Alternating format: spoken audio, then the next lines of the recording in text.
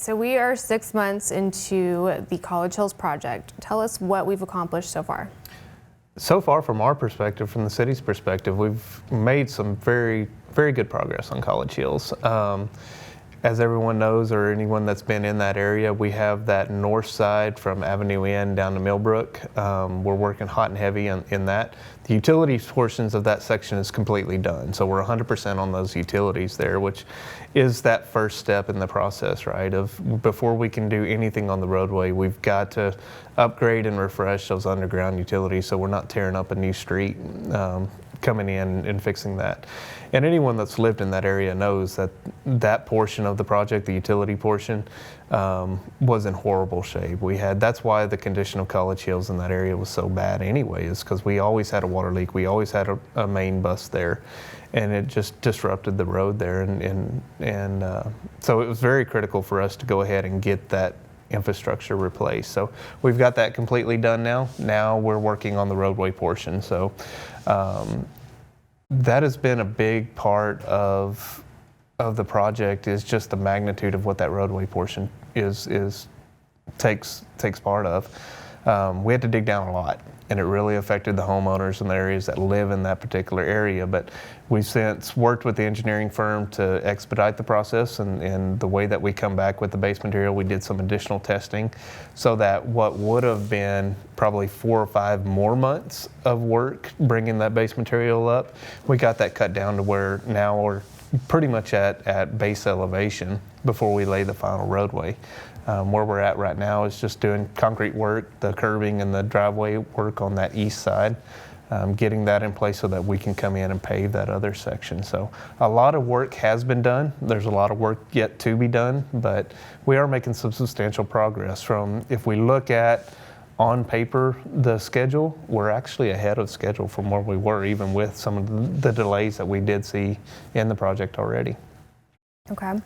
Let's back up a little bit. What's the scope of the project? So College Hills is a big one, right? It's going to go from Avenue N all the way to the loop, and it's going to be a full reconstruction to include water utilities, sewer utilities, stormwater infrastructure, as well as roadway improvements. So we're touching all of the 4 major infrastructures in this one project as a whole. And that's why you see the scope of the project and the cost of the project where it is. We addressed present, we addressed the full scope, but what's left to do? So we're trying to finish up that north side. What we want to do is we want to get that north side completely finished out so that there's those people that have been dealing with the inconvenience aren't inconvenienced anymore, and we can get a good product, a finished product on that north side so that everyone can see what's coming and what all of the disruption was for, what the reason for it was. Because really it is a necessary step in the process, but in the end it's going to be a great product. Once we get that north section done, we'll move south to Millbrook to the loop, and we'll start working on the utility infrastructure, the water and the sewer again, as well as the stormwater infrastructure on that one. That's going to be the biggest portion of that southern half, is that stormwater improvement. We're going to be adding a stormwater structure that's currently non-existent in that area. If anyone's driven down College Hills during a rain event, they know you pretty much can't drive down it. It's flooded. It's full of water. So what we're doing is we're putting a structure underground to carry all of that water down College Hills so that in a normal rain event or even a large rain event, you can still traverse College Hills and make it down there without, flooding or running and having to turn around. And so that's a big investment, but it was necessary for the overall success of this project. All right, so one of the common concerns that our office sees, the communications office, is that north side, specifically Oxford to Avenue N. Now you see all the dirt there on the side, and people's driveways really being affected.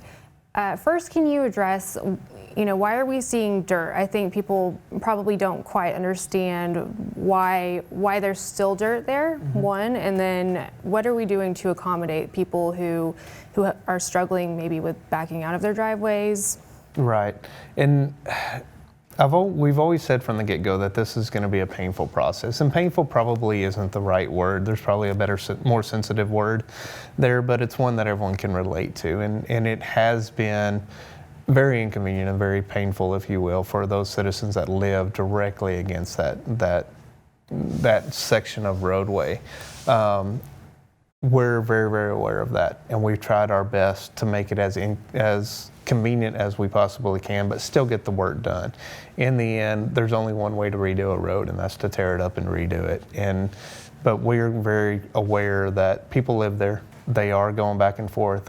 We are affecting their day-to-day livelihood in that, not only from the residential perspective, but also the commercial perspective is a big one too. I mean, we have to be aware that any disruption that we cause on the roadway could have an impact on a commercial business as well. So we're taking all of those factors into account whenever we phase in a project.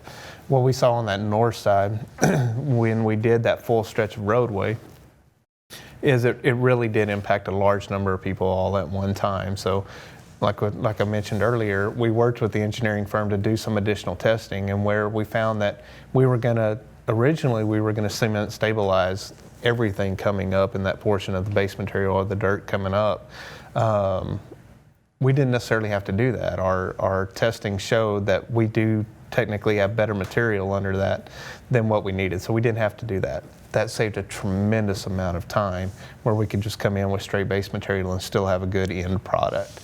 So we made that change. That helped out tremendously on the time frame as well as the accommodation. We're adding in those driveways and those approaches to everyone.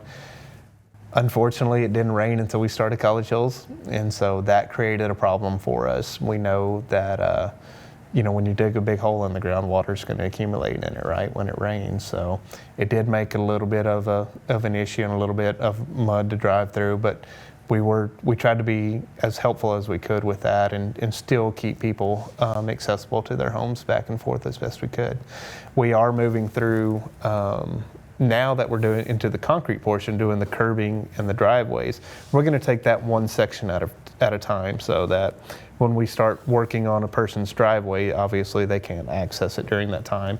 So we're going to impact one or two people at a time there, and then we're going to move down and we're going to get those firmed up and move systematically through that process, so that hopefully overall we're moving very, very quickly in impacting as few people as possible at any given time. So once we get all that curbing in place, then we'll actually be able to come in and pave that section of the roadway and give them an actual road to drive on and flip over to the other side of the road and do that side.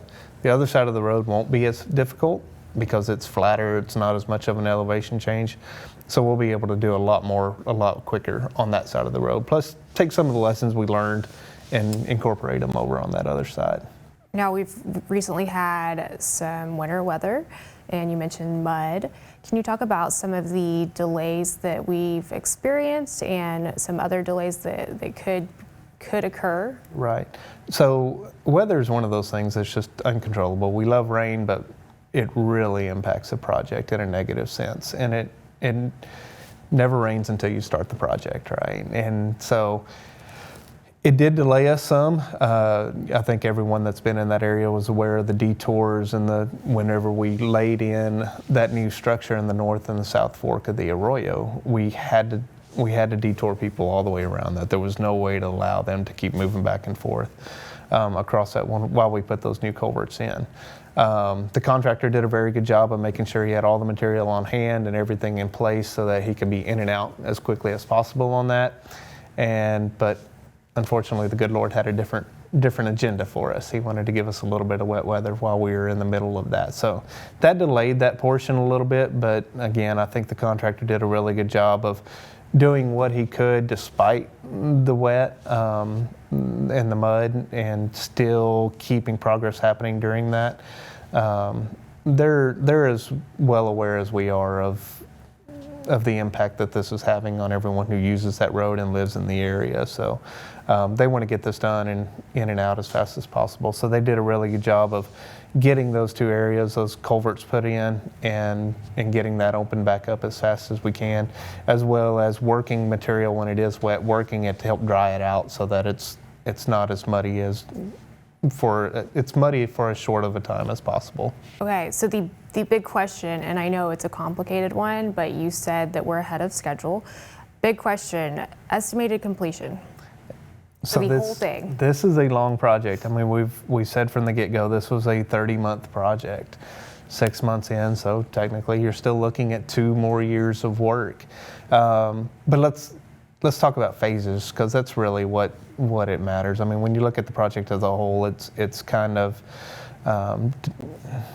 it's hard to bring in that whole scope. But if you just look at that north side, we probably have about 4 or 5 more months of work on that north side until you start seeing that progress on that northeast side section, and then we'll move over for another 4 or 5 months. So we're probably 8 to 10 months away from getting the north side completely done, and then we'll be able to flip over to that south side. So 8 to 10 months is vastly different than 24 months.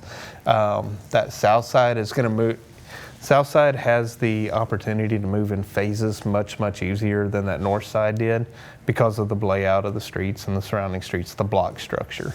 So we'll be able to take that south side blocks at a time and move through for shorter durations of disruption in that, and shorter detours and whatnot. So 24 months-ish on the entire project, but each individual phase is much, much shorter than that and easier managed. Mm-hmm. Well, something that we're getting ready to roll out with, you already know, are quarterly street reports, and people can find those at cosatx.us/streets, and there you can also ask Patrick here some questions. You can find information on streets. There are previous reports there, whatever you want to find. Yeah. Right. One of the things that we did that we've seen, in my opinion, a large success with is we did incorporate a direct link for an email question. You know, anyone that has a question about streets or infrastructure or anything can go in there, pull it up, type in their question, give us a way to respond back to them, and we give them the answer. And that has been highly successful. I don't know that any of us realized the need for that until we actually had it. But we get multiple questions a day, and we love that opportunity. We love that opportunity to share information and let people know where we are in the process, what the answer to their question is, why they may be seeing something versus what they would expect to see. And I mean, we're an open book, and we love to share that information. We just don't have, the opportunity to do that all the time. So when someone has a specific question, go on there, shoot us an email, and we'll respond back and give you the answer. We love to provide that little bit of knowledge and that little bit. And if anyone ever wants to have additional conversation about it, we invite people to come to the office too, and we can talk through all those questions and the methodologies and the thought processes behind what we're doing and why we're doing it. And we love our jobs, so we love to talk about it. So we welcome those kind of questions. If you have any questions about city streets, visit cosatx.us/streets.